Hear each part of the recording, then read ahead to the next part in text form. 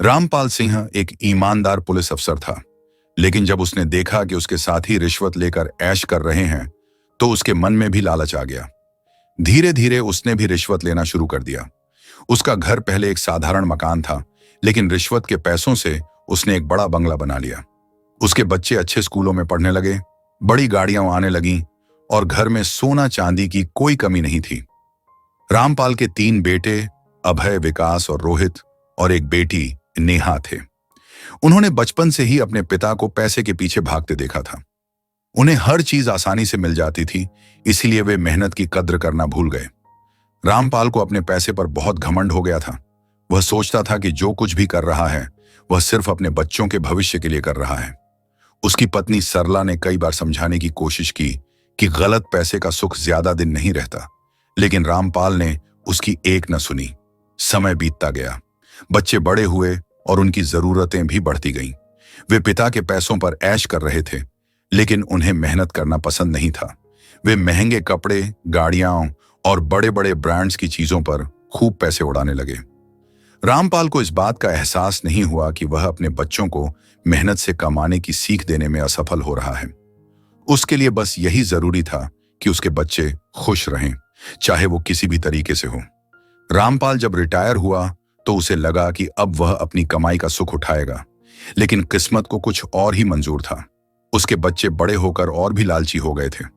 उन्होंने अपने पिता को सिर्फ एक एटीएम मशीन की तरह देखा था। रामपाल को जब दिल की बीमारी हुई तो उसने अपने बेटों से मदद मांगी, लेकिन वे यह कहकर टाल देते कि उनके पास समय नहीं है। एक दिन रामपाल बहुत बीमार हो गया। उसकी पत्नी सरला भी अब नहीं रही थी।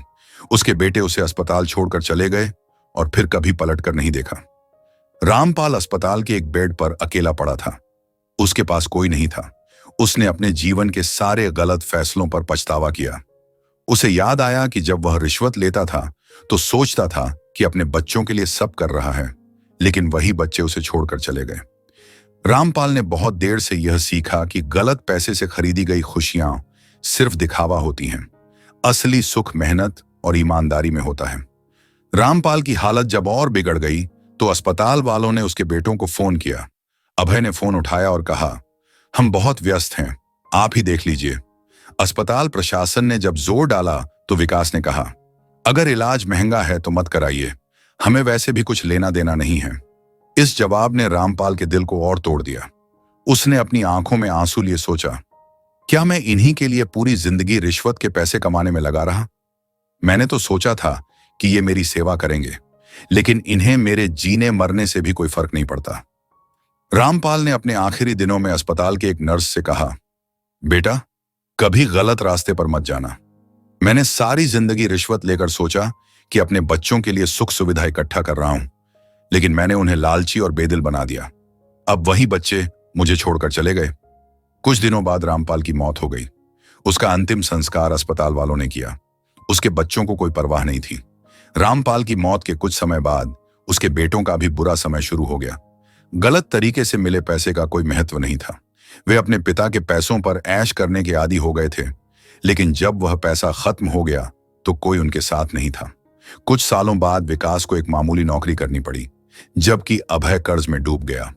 रोहित नशे का आदी हो गया और सड़कों पर भीख मांगने की नौबत आ गई। उनकी बहन नेहा की शादी एक ऐसे व्यक्ति से हुई जिसने बाद में उसे छोड़ दिया।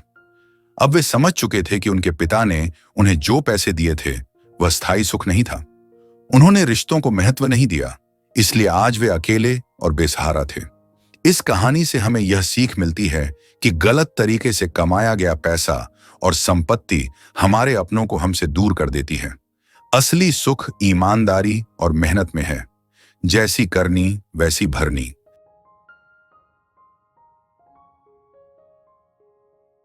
दोस्तों, आपको हमारी आज की ये कहानी कैसे लगी, हमें कमेंट करके जरूर बताएं।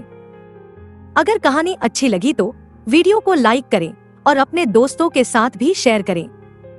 मिलते हैं अगली वीडियो में एक नई कहानी के साथ। धन्यवाद।